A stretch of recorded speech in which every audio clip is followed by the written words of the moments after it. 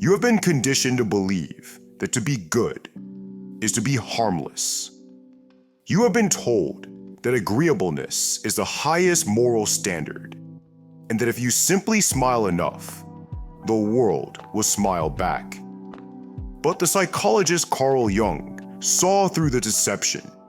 You think your niceness is a virtue, but it is actually a mask. It is a fragile cover for a lack of capacity, a performance of morality born not from choice, but from fear. The Stoics understood this danger long before modern psychology. Seneca wrote that all cruelty springs from weakness. This is the fatal error of the nice person. Because you are incapable of conflict, you are incapable of honesty. And when life demands strength, you do not posit your niceness curdles into resentment. You do not become a good man. You become a treacherous one, waiting for the moment to strike when no one is looking. If you do not understand this dynamic, you will remain a slave to your own repressed darkness, doomed to be a victim of those who have integrated their power. To escape this trap, we must descend into 3 levels of the psyche. First, the shadow, the hidden reservoir of your potential. Second, the warhorse, the cultivation of necessary aggression. And finally, the integration, becoming the man who is dangerous enough to be truly good. Carl Jung called this hidden side the shadow. It is everything you refuse to be, the aggression you stifle, the greed you deny, the resentment you swallow to keep the peace. You believe that by locking this monster in the basement of your mind, you have killed it. But Jung warned that the shadow is a living part of the personality. It cannot be argued out of existence or rationalized into harmlessness. The more you repress it, the blacker and denser it becomes. It does not die, it waits, and it leaks out in passive aggression, in sudden outbursts, in a creeping bitterness that poisons your soul. This is the trap. You believe you are moral because you are harmless, but you are mistaken. A harmless man is not a good man.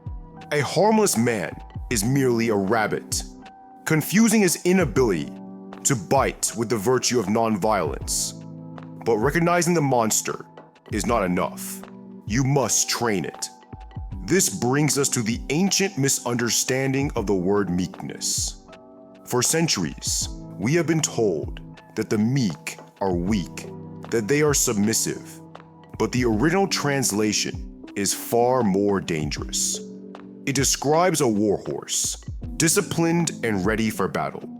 Meekness is not the absence of violence. It is the possession of weapons and the discipline to keep them sheathed.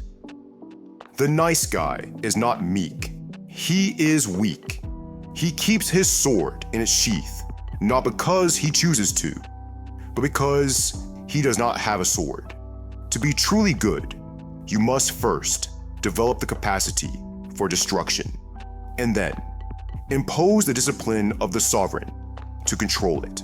So, how do you sharpen the blade in a world that demands your compliance? To escape the trap of the nice person, you must enter what Jung called the individuation process. This is a synthesis of the conscious and the unconscious. The moment you stop performing morality and start embodying it. In the modern era, this requires 3 specific acts of voluntary control. First, physical capability. You cannot be dangerous if you are physically fragile. A weak body houses a weak will and invites predation. To be harmless by necessity is not a virtue. It is a vulnerability. Second, the sovereign no. You must learn to decline without explanation. The nice guy explains his refusal because he feels guilty for having a boundary. He seeks validation, even in his rejection. But the sovereign understands that no is a complete sentence. When you explain your refusal, you are essentially asking for permission to be free. Stop it. And third, controlled aggression. Robert Greene reminds us that aggression is a natural part of the human animal. Do not suppress it until it explodes in a tantrum. Channel it. Use that dark energy as fuel for your ambition, for your discipline. Use the fire to forge, not to burn. When you integrate the monster, you do not become evil. You become whole. You shift from the harmless man, whose kindness is a mask for his fear, to the integrated man. You become the man whose gentleness is precious, precisely because everyone knows it is backed by the capacity for absolute destruction. It is better to be a warrior in a garden than a gardener in a war.